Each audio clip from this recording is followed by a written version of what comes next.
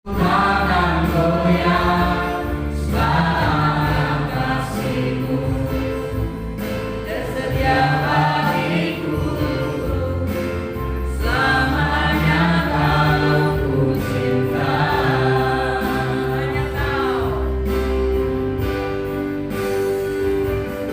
Hanya Kau yang menjadi tempat jawaban. Hanya Kau tempatku berharap,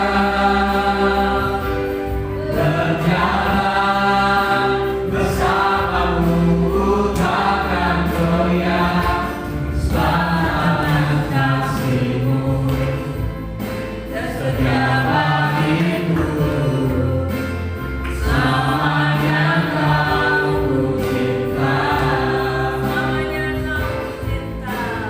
Selamanya Kau ku cinta.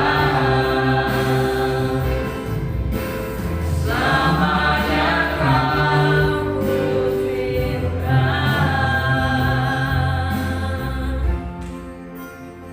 Kami berdiri di mezbah-Mu Tuhan. Kami mau nyatakan bahwa selamanya kami mau cinta Engkau. Kami mau menyerahkan seluruh kehidupan kami dalam tangan Tuhan. Hati kami, pikiran kami, seluruh harta kekayaan kami mau persembahkan di mezbah-Mu Tuhan. Biar kami layak untuk melayani Tuhan. Biar kami layak untuk mengiring Tuhan sampai pada akhir masa, sampai kedatangan Tuhan yang kedua kali. Berfirmanlah Tuhan atas kami siang ini, di tengah-tengah situasi yang tidak memungkinkan kami untuk dengar firman Tuhan. Tetapi di saat-saat itulah kami membutuhkan Engkau untuk berbicara atas kami. Oleh sebab itu berbicaralah Tuhan atas kami, karena kami semua yang hadir sudah siap untuk mendengarkannya. Dalam nama Yesus kami berdoa dan mengucap syukur. Haleluya. Yang percaya dan diberkati Tuhan katakan Amin. beri sorak-sorai kemuliaan bagi Tuhan.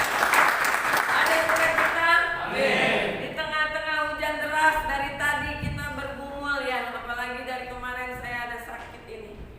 Tetapi saya percaya bahwa hari ini adalah hari yang luar biasa buat kami, kita sekalian. Bahkan yang bisa hadir dari jauh, Jakarta Barat, Jakarta Selatan, bahkan yang dekat-dekat, saya percaya bahwa hari ini adalah hari yang luar biasa buat kita sekalian. Amin. Tema kita pada siang ini adalah mezbah Tuhan. Apa yang dimaksud dengan mezbah Tuhan? Mezbah Tuhan bicara tentang pengorbanan. Saya mau sampaikan satu rahasia bahwa ternyata iblis itu sangat gentar dan sangat takut dan sangat trauma dengan namanya pengorbanan atau mezbah Tuhan, yang akhirnya menunjuk pada korban Kristus di atas kayu salib. Sehingga nanti pada masa antikris, korban-korban akan ditiadakan. Sebelum kita masuk di Wahyu 5 ayat 5-7, kita masuk di Daniel 9 ayat 27.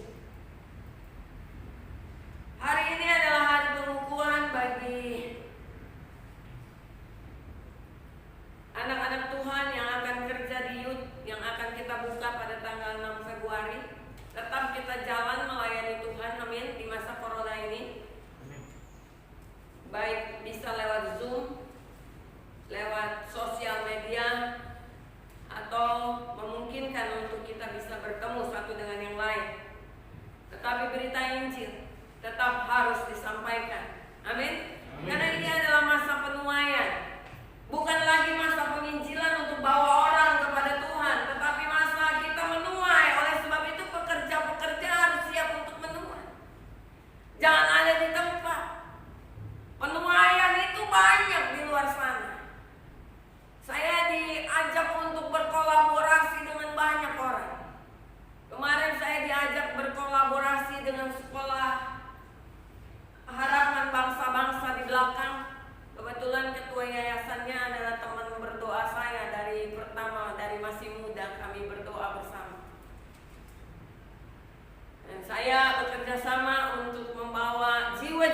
anak muda ini untuk dididik dan diajar serta dimuridkan.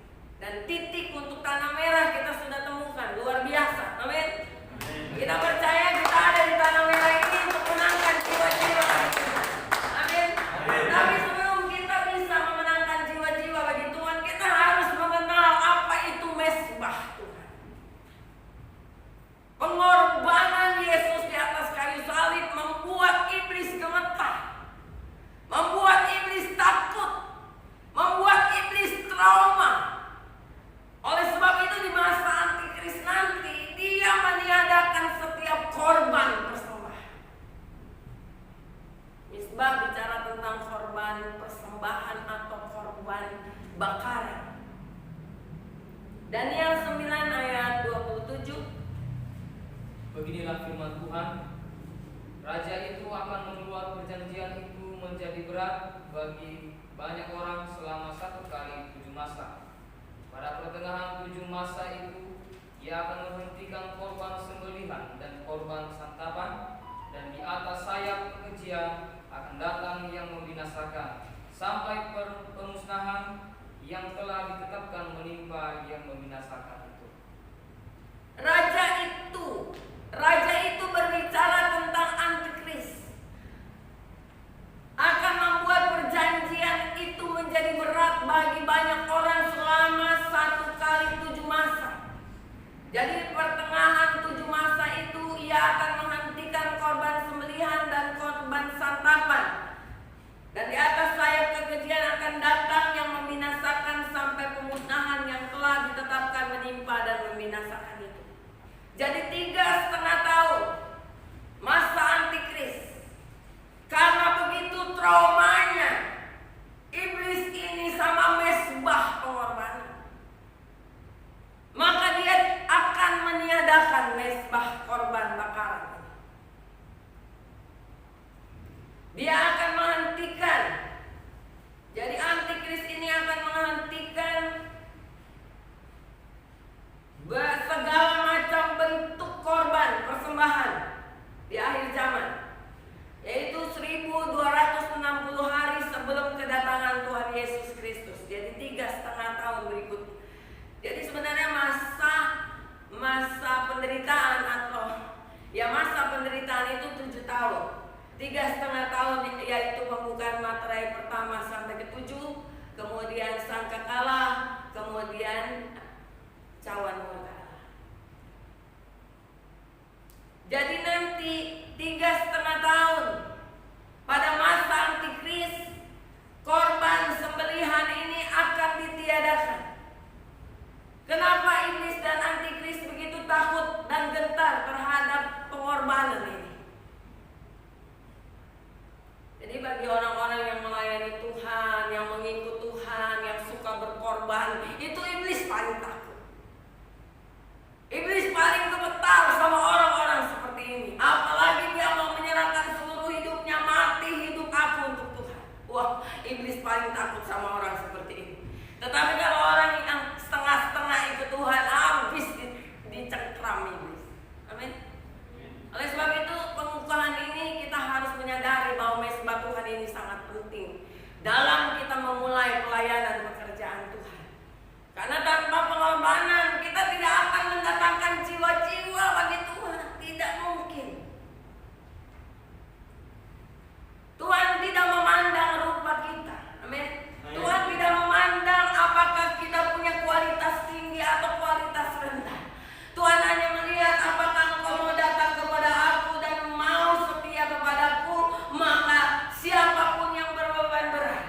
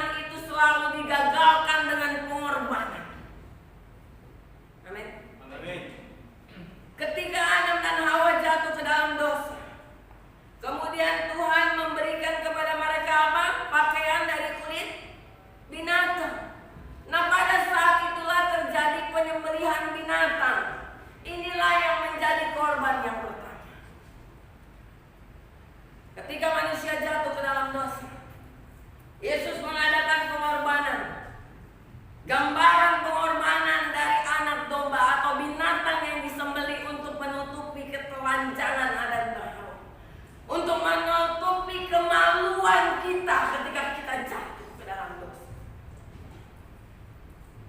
Dimulai dengan pengorbanan binatang.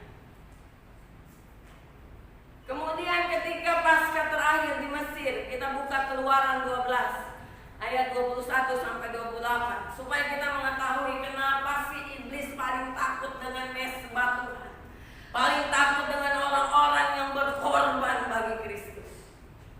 Sebab selalu pengorbanan itu membatalkan setiap rencana Tuhan. Amin.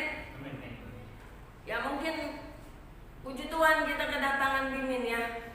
Dia mungkin udah putus asa cari sekolah dan sebagainya, berusaha untuk maju lagi, masuk lagi dalam sekolah, pekerjaan, jadi keuangan juga tidak memadai saat ini, pekerjaan juga untuk menopang sekolah. Dalam keputusasaannya, ia datang di tempat ini dan berdoa pagi dan merasakan hadirat Tuhan. Dan kita orang-orang dalam gereja Tuhan menerima dia dengan luar biasa. Amin. Tanpa melihat dari suku mana, tanpa melihat latar belakang kehidupannya, yang penting dia mau setia yang itu. Amin. Amin. Tuhan tidak pernah lihat kita. Dosa yang banyak yang pernah kita lakukan di belakang sana Tuhan tidak pernah lihat. Tapi Tuhan lihat ketika kita mau datang kepada Tuhan.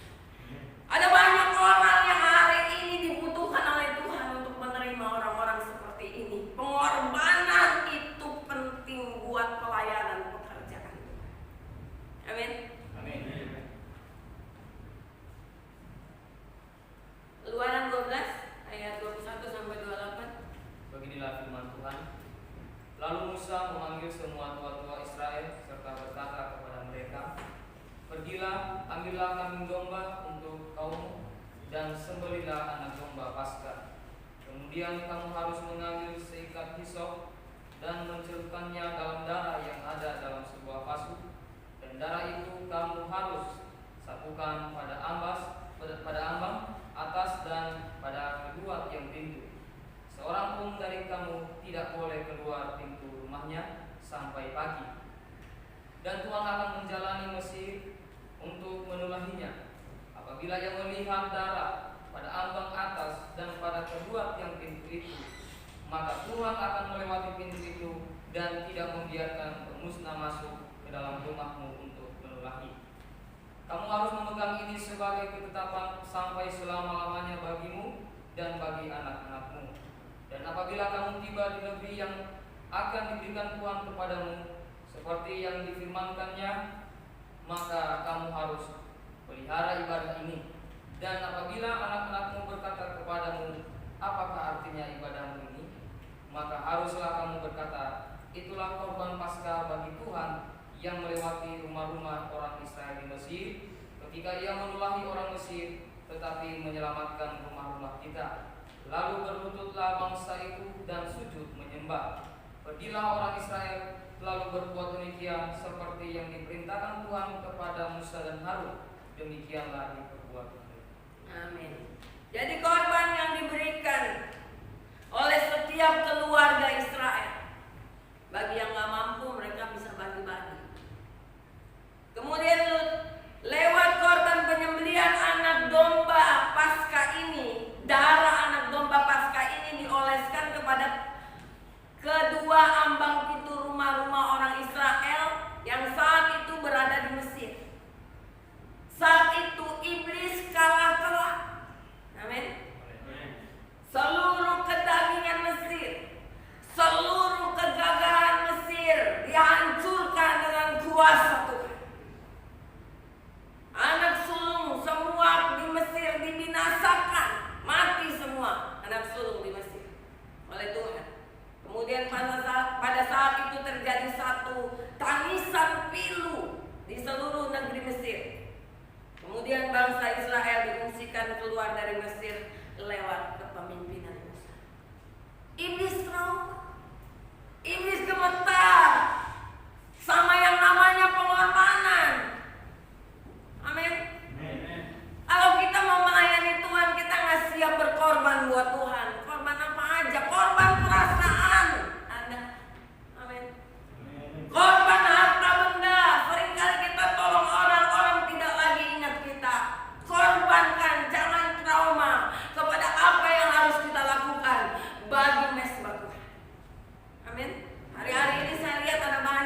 penyumbang dana udah mulai trauma. Waduh, nggak usah lagi kasih ke gereja deh, karena entar dipakai kekayaan sama hamba-hamba Tuhan. Saya mau katakan hamba-hamba Tuhan yang takut akan Tuhan akan menggunakan uang-uang itu untuk kepentingan kerajaan Allah. Dan kita melihat bahwa keturunannya akan diberkati oleh Tuhan. Amin.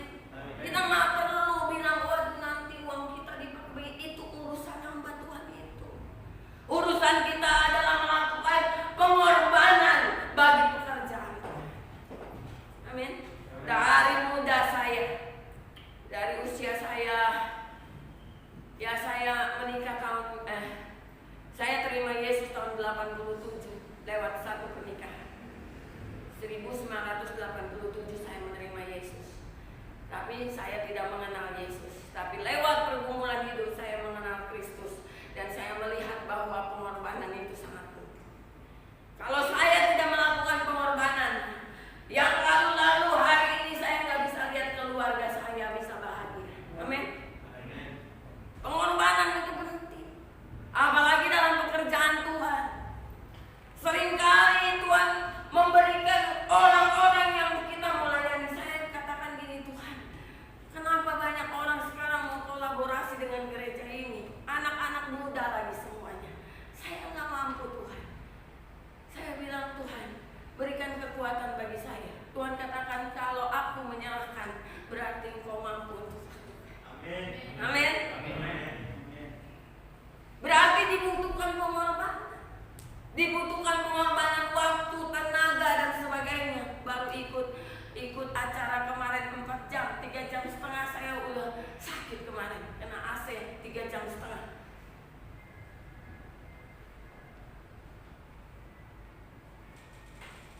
Pengorbanan itu sangat penting untuk kita bisa mengalahkan iblis.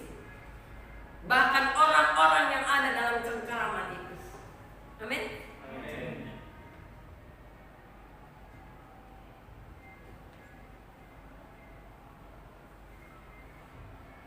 Jadi lewat pengorbanan ini iblis dikalahkan.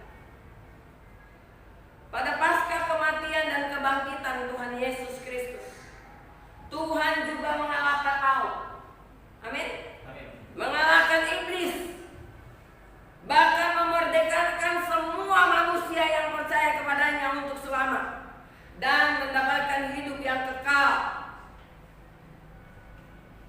Di sana iblis kalah lagi. Jadi iblis dikalahkan waktu Adam dan Hawa jatuh ke dalam dosa. Ada korban yang disembelih. Waktu anak sulung, yaitu waktu bangsa Israel mau keluar dari tanah Mesir, ada korban yang dipersembahkan, ditaruh di ambang pintu, darah. Iblis takut dan berubah. Dan ketika kematian Yesus di atas kayu salib, ada korban Kristus yang dinyatakan, maka banyak orang percaya dapat diselamatkan. Saya masih menantikan orang lain untuk daftar baptis tanggal 28 Februari. Kalau tidak ada halangan, saya akan membaptis 4 orang. Kita di bawah ada kolam baptisan, jadi nggak perlu pergi jauh-jauh. Dari saat ibadah minggu kita akan turun ke bawah dan melihat saudara-saudara kita dibaptis.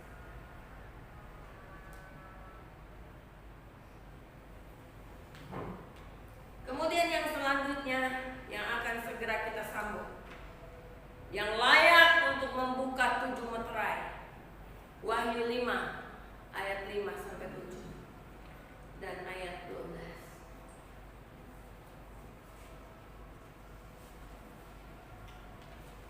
Lalu berkatalah seorang dari tua-tua itu kepadaku, jangan engkau menangis. Sesungguhnya singa dari suku Yehuda, yaitu tunas Daud, telah menang sehingga ia dapat membuka gulungan kitab itu dan membuka ke-7 meterainya. Maka aku melihat di tengah-tengah tahta dan keempat makhluk itu, dan di tengah-tengah tua-tua itu berdiri seekor anak domba, seperti telah disembelih, bertanduk 7 dan bermata 7. Itulah ke-7 roh Allah yang diutus ke seluruh bumi. Lalu datanglah anak domba itu dan menerima gulungan kitab itu dari tangan dia yang duduk di atas tahta itu.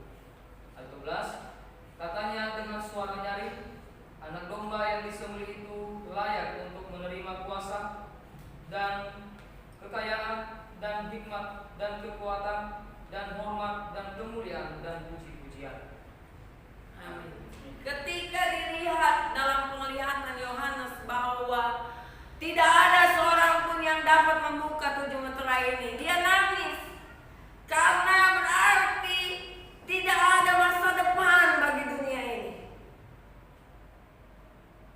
Tetapi ketika Yohanes melihat bahwa ada anak domba yang telah disembelih mampu untuk membuka gulungan kitab ini, artinya masa depan dunia ini ada dalam tangan Kristus Yesus. Amin. Ternyata yang dapat membuka 7 meterai ini adalah anak domba yang disembelih, yaitu Tuhan Yesus Kristus. Bahkan terlemparnya iblis dari sorga ke bumi dan tidak mendapat lagi tempat di sorga. Gak bisa lagi dia turun naik ke sorga dan ke bumi. Dan itu juga dikalahkan oleh darah anak domba. Iblis dicampakkan ke bumi, kemudian bumi dilanda masa antikris. Itu terjadi karena kekalahan iblis. Oleh sebab itu iblis takut sekali dengan yang namanya mezbah korban.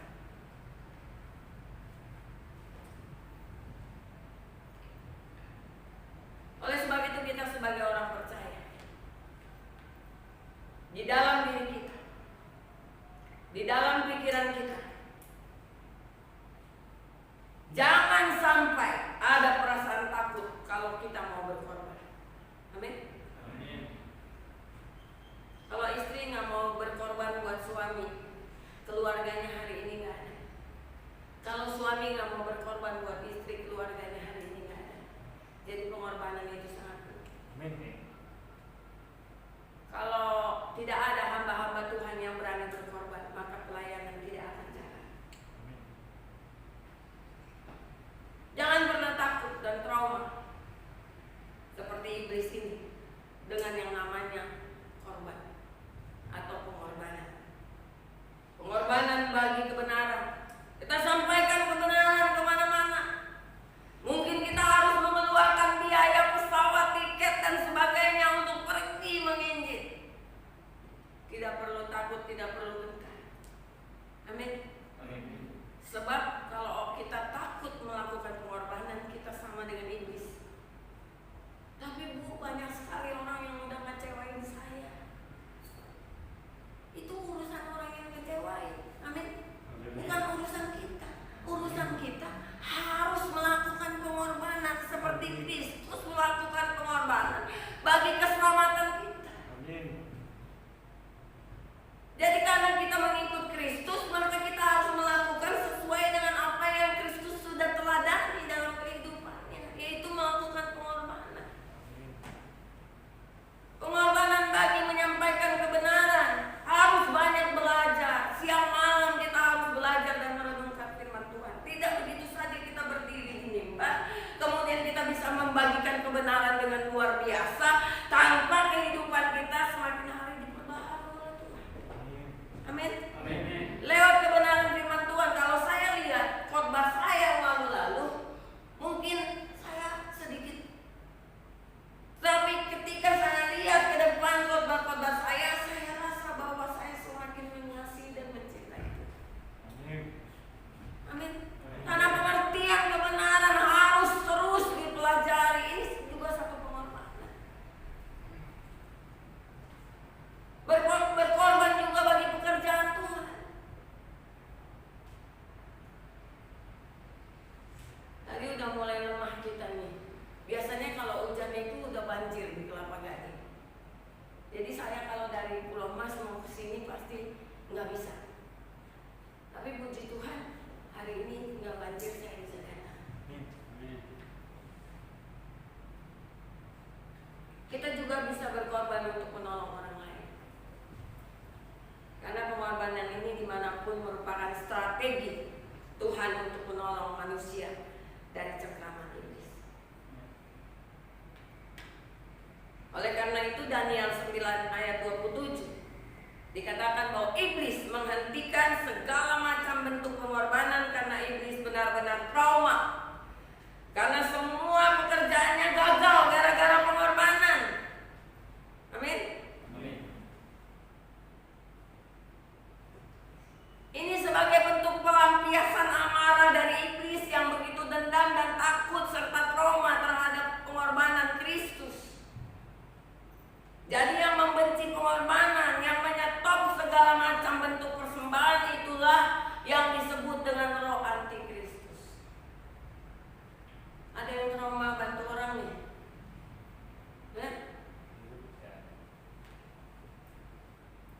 Dulu setiap kali anak-anak ada orang baru masuk di gereja, anak saya marahin saya. Mama, nanti mama stres lagi, nanti mama pusing lagi, nanti mama sakit lagi, gini. Dilihat dulu gini, nggak bisa Tuhan, nggak bisa deh. Tuhan, saya nggak bisa hentikan. Ketika saya harus menolong seseorang, saya nggak bisa hentikan. Kelanjutannya nanti lihat bagaimana penyertaan Tuhan atas hidupnya. Ada orang yang keluar dari sini sudah mendapatkan pekerjaan. Dari sejak dia datang tidak punya pekerjaan, makan minum tidak ada, tempat tinggal tidak ada. Tetapi hari ini dia sudah pergi dan ada tempat tinggal serta ada pekerjaan yang lebih baik. Bukankah itu sesuatu hal yang luar biasa? Memang kita nggak mendapat upah dari orang yang bersangkutan, tapi Tuhan mengupahi kehidupan kita dengan anak cucu kita diberkati. Amin. Jangan pernah takut dan trauma. Mungkin orang-orang yang pernah kita bantu melihat kita sebelah mata juga enggak lagi, sehingga kita trauma untuk bantu orang lain. Tidak. Bahkan dulu anak-anak saya dulu yang masih dulu di Cakung itu masih saya biasa ya, mereka kan susah untuk masak karena kita ruko kecil di Cakung ya. Ini pengganti saya dari Cakung dulu. Jadi kita nggak bisa bikin apa-apa, masak pun nggak bisa. Jadi saya di rumah itu bikinin teri kacang, bikinin apa yang bisa ini. Dulu saya masih muda, bisa kuat bikin apapun, saya taruh di gereja untuk mereka makan. Suami saya bilang, ya orang-orang yang tidak melayani Tuhan, dia tidak mengerti arti pengorbanan. Mereka hanya lihat saya kecapean, saya ini, tapi saya bahagia ketika saya bisa melakukan pengorbanan. Dan badan saya juga sehat, kuat sampai dengan hari ini. Ya flu-flu sedikit lah karena sudah tua, itu biasa. Amin. Jadi kalau udah tua tahu diri juga. Amin. Jadi pekerjaan iblis banyak digagalkan oleh pengorbanan, sehingga dia menyetop dan menghentikan segala macam bentuk pengorbanan di masa antikris. Kalau sekarang ada orang yang membenci pengorbanan, yang menyetop segala macam bentuk persembahan, itu adalah antikris di akhir zaman. Jangan ada satu roh yang membuat kita menjauh dari mezbah Tuhan. Amin. Dari pengorbanan, sebab justru pengorbanan itulah yang ditakutkan oleh iblis, yang membuat iblis gemetar, trauma, terlempar dari surga dan tidak mendapat akses lagi untuk naik turun ke surga. Kalau ada orang yang membenci mezbah atau persembahan, jangan ikuti. Kita lakukan apa yang Tuhan sudah lakukan buat kita. Amin. Amin. Karena pekerjaan Tuhan membutuhkan bantuan yang banyak. Dan saya tidak pernah andalkan manusia. Saking saya sudah melihat bahwa akan banyak orang dikirim ke tempat ini dan kemampuan saya akan terbatas. Tetapi jiwa pengorbanan saya tidak pernah berhenti, sehingga akhirnya timbul di dalam diri saya, kalau Tuhan berkenan untuk mendirikan yayasan. Dan kemudian waktu saya sedang menangis, menjerit, Tuhan, datang lagi satu orang, Tuhan, kuatkan saya untuk bisa mengatasi segala kebutuhan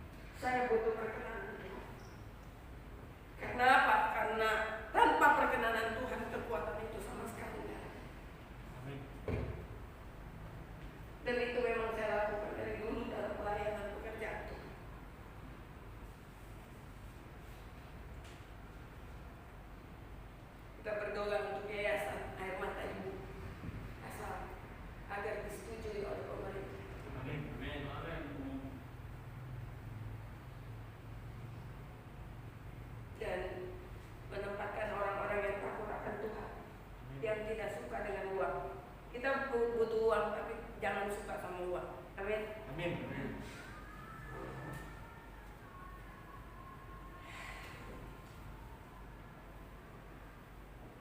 Kalau ada orang katakan begini, Tuhan, aku sudah mempersembahkan tubuhku sebagai persembahan yang hidup,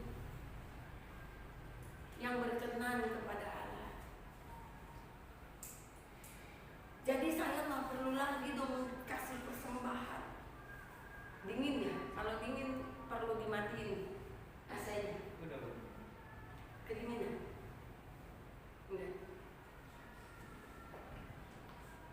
Jadi kalau ada orang bilang gini, saya udah mempersembahkan persembahan yang hidup berkenan kepada Tuhan, jadi nggak perlu lagi dong saya kasih persembahan nama Tuhan. Bagaimana bisa mempersembahkan tubuh kalau persembahan yang nyata, yang kelihatan kita tidak bisa lakukan? Amin. Amin. Jelas-jelas di hadapan kita orang butuh pertolongan. Dan saya melihat arus ini makin deras. Gereja adalah tempat di mana akhir zaman mereka akan berseru dan datang di tempat itu untuk minta perlindungan.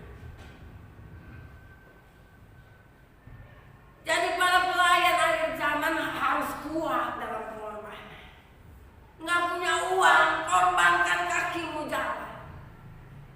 Amin. Amin. Nggak punya uang, korbankan perasaanmu untuk bisa orang itu menjadi lebih baik dan hidup. Bahkan nanti ada perbedaan antara orang-orang yang akan diungsikan dengan orang-orang yang tinggal. Mempelai yang diungsikan itu, mereka dapat mewujudkan ucapan syukur secara nyata.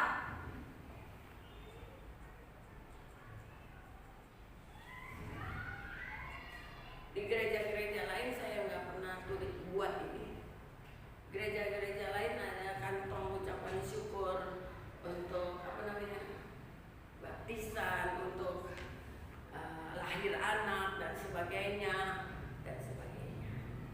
Cuma ucapan syukur biasa.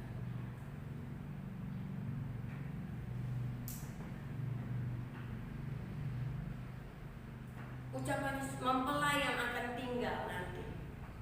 Mempelai yang akan diangkat adalah mempelai akhir zaman yang dapat menyatakan ucapan syukur secara nyata. Amin. Amin.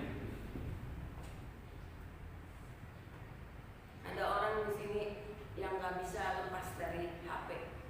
Kalau lepas dari HP nggak bisa.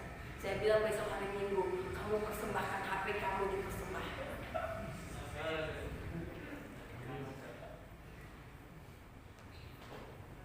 Supaya yang kamu pikirin jangan HP dulu, Tuhan yang dipikirin. Pagi-pagi udah TikTok.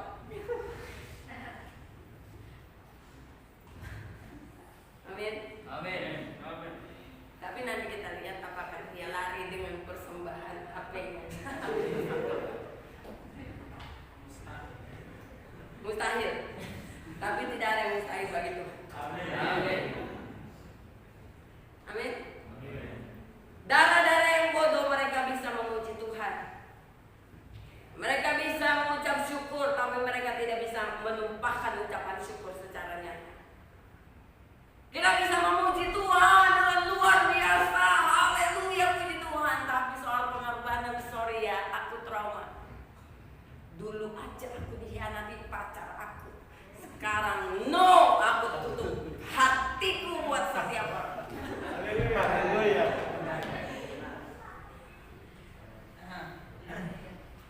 Dicoba. Amin. Amin. Kalau ada banyak hamba Tuhan trauma hari ini untuk pelayanan pekerjaan Tuhan gak akan maju. Karena ada banyak orang yang tidak tahu berterima kasih. Amin. Amin. Hanya di dalam ucapan syukur maka kita bisa menyatakan kasih dan kebaikan Tuhan.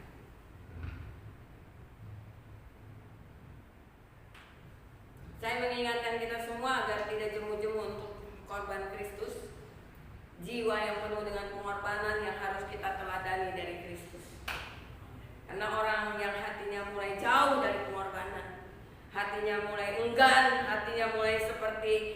Artinya iblis mulai trauma dengan pengorbanan, ini harus waspada.